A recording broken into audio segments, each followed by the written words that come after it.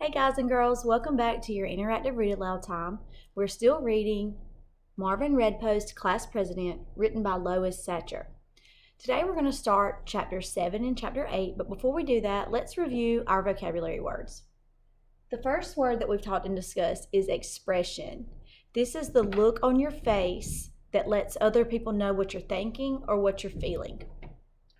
Awe, A-W-E. Awe is when you have a feeling of fear, anxiety, all at the same time. Wonder, sometimes it's a feeling of shock. The next word is citizen.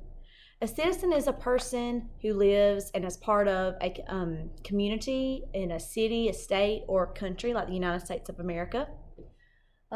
Impressed is when you are affected strongly. They make a lasting impression on you, and you remember it usually. Today, I want you to focus on and pay attention to, see if you can listen for the word stumble. As you can tell in the picture, the man is stumbling down the stairs. What do you think stumble means? Stumble is when you trip, when you're walking or you're running, or it could also mean to move or act in a clumsy manner. As you can tell, this man is being very clumsy and as he was walking, and he tripped and fell down the stairs. So I want you to pay attention to the word stumble as we read, okay? I'm going to add it to our vocabulary chart. And let's try to remember where we left off on chapter 6. When we ended chapter 6 a few days ago, the president was actually visiting Marvin Redpost's class. I'm just going to read the last paragraph of chapter 6 just to kind of give you a reminder about what happened. The president said he was very impressed with all of the ideas that the children had about being good citizens. "This is why I wanted to come to a third grade class," he said. "I knew third graders would know how to be good citizens. Sometimes when people get older, they forget. I hope a lot of people will see and hear you on television this evening. They may learn something." So at the end of chapter 6, the president was talking to Marvin's class about different ways they could be a good citizens. And guys, that is one of your words. And you are citizens because you live in a community in Fitzgerald. You're part of the state of Georgia, and you're a citizen of the United States of America. When you're older and turn 18, you'll be able to vote and vote for our elected officials. And we have responsibilities as citizens. Marvin's class shared a bunch of good ideas about ways you could be good citizens. I'm going to just go back and review some of those because in social studies, we're talking about the government and citizenship. So let's see. In Marvin's class, they said help people who need help. Do not fight. Clean up after yourself. Brush your teeth and be healthy and take care of yourself. Listen to your teacher and your parents. Don't make fun of people. Put out fires. Don't cheat. Don't lie. Smile. Those are a bunch of good ways that you can be good citizens in your community. Even though you're just in second grade, those are things that you can work on helping our community, city, and state become a better place.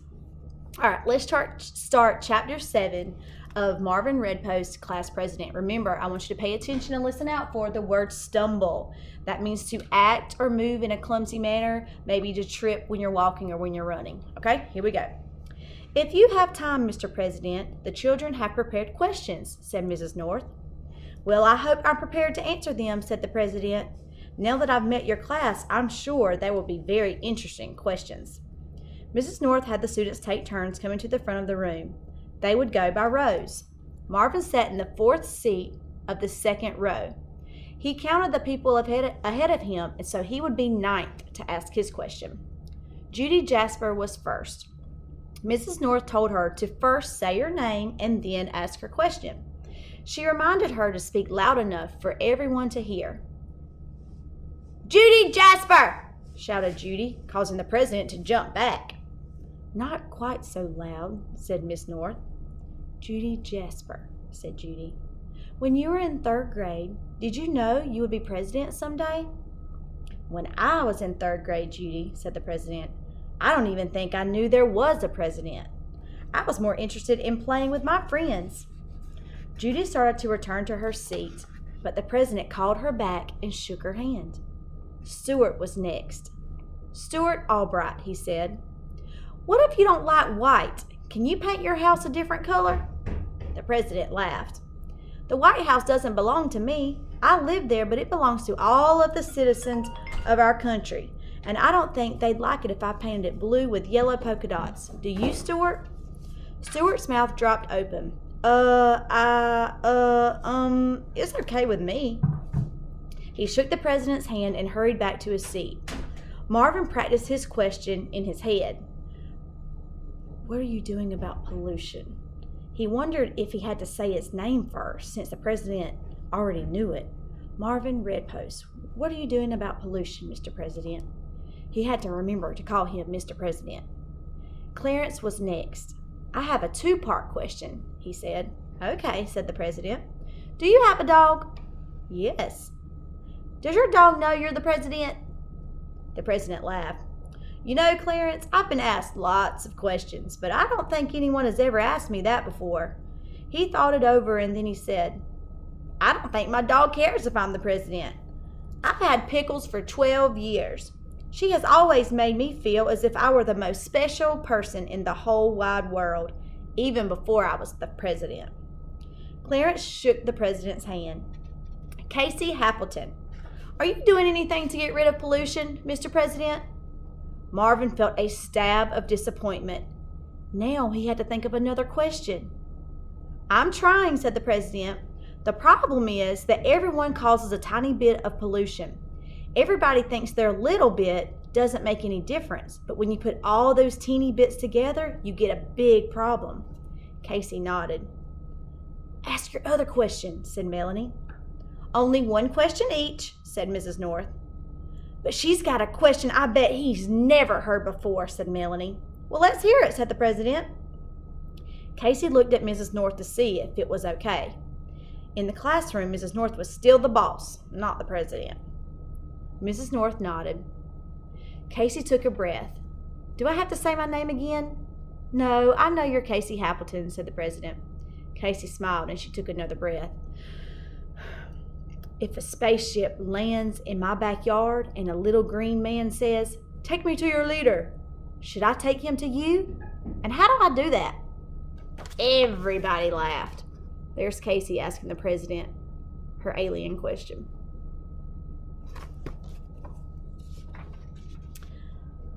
"I think you should take him to Mrs. North," said the president, and everybody laughed again. Mrs. North laughed the loudest. Casey shook the president's hand too. Marvin practiced his war question. "Marvin Redpost, are we going to get into a war anytime soon, Mr. President?" "Marvin Redpost, are we?" It was Travis's turn. "Hi, I'm Travis. Do you hate people who don't vote for you?" "No. What really bothers me, Travis, is when people don't vote at all. It makes me think they don't care about our country." "Oh, good," said Travis, "because my parents voted. They just didn't vote for you." The president shook his hand. "Patsy Gatsby," said Patsy. She was the first person in Marvin's row. "Are there ever days when you wish you were not the president?" The president had to think a long time before answering that one. "I know there are days when other people wish I wasn't president," he said. "Like Travis's parents," said Patsy. The president smiled. "It's not an easy job, Patsy," he said. "There are times when it would be nice to just take a hike or watch TV or do something else. But I don't think I've ever wished I wasn't the president. I feel very proud to have been elected to serve the citizens of our country." Patsy shook his hand and then returned to her seat. "Nick Truffle, when you go to another country, do you ever have to eat really weird food and pretend that you like it?" The president nodded. "It happens a lot. I try to spread it around on my plate so it looks as if I ate more than I really did." "I do that too," said Nick. "What's the weirdest thing you've ever had to eat?" "Probably jellyfish." "Oh, gross," said Nick. Nick didn't seem at all nervous talking to the president. They shook hands and then he returned to his seat. Marvin was getting very nervous. It was Melanie's turn, and he was after Melanie. And so Marvin's thinking in his head, "Mr. President, are we going to get into a war anytime soon?" Marvin Redpost. Melanie asked her question. "Is there going to be another war?" Marvin could not believe it. I hope not, Melanie. It's just like being a good citizen. You shouldn't fight. Our country is a citizen of the whole entire world, and we shouldn't fight either. Melanie shook the president's hand. Marvin slowly walked to the front of the room. All right, here Marvin is. Now I'm going to take a pause. I'm going to give you a few seconds to make a prediction. Now Marvin had 3 ideas of questions. His first one got taken. His second one got taken. Now, what's he going to ask? What do you think his question is going to be? I'm going to give you a few seconds.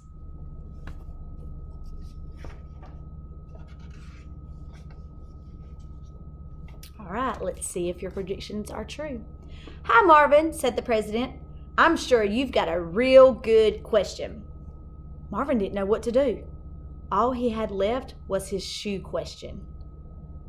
Marvin Redpost, he said. He looked at the president, who was already still looking at him. Marvin was impressed. There's our old vocabulary word. That means he was affected strongly. Marvin was impressed by how kind and smart he was and how he remembered everybody's name. Marvin hoped to be president someday too, and he wanted to be just like him. Is there something we should be doing now if we want to be president someday? The president nodded and smiled at Marvin. I think you're already doing it, Marvin, he said. Work hard, listen to your teacher, be a good citizen.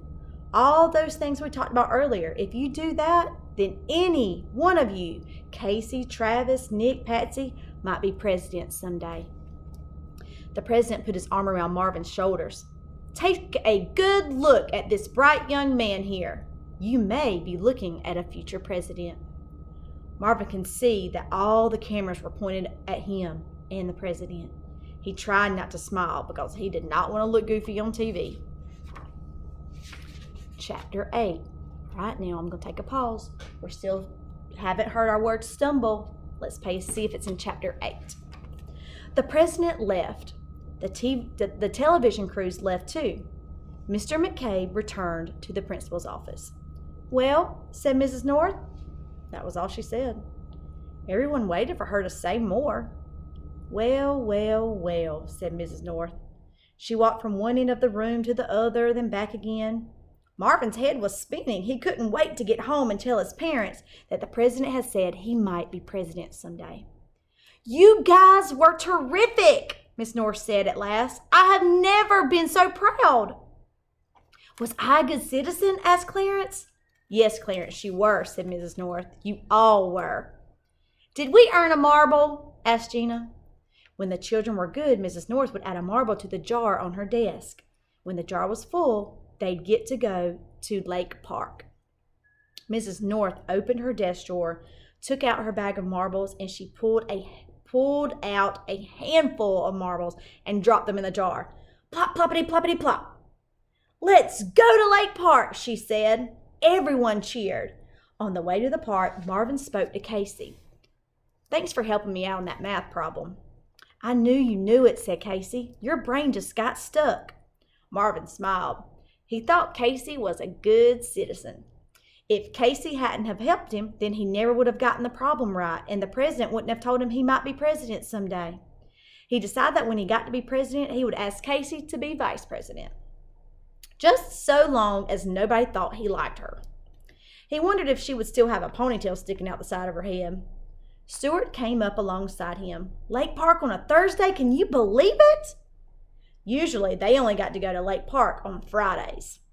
Marvin couldn't even remember what day it was anymore.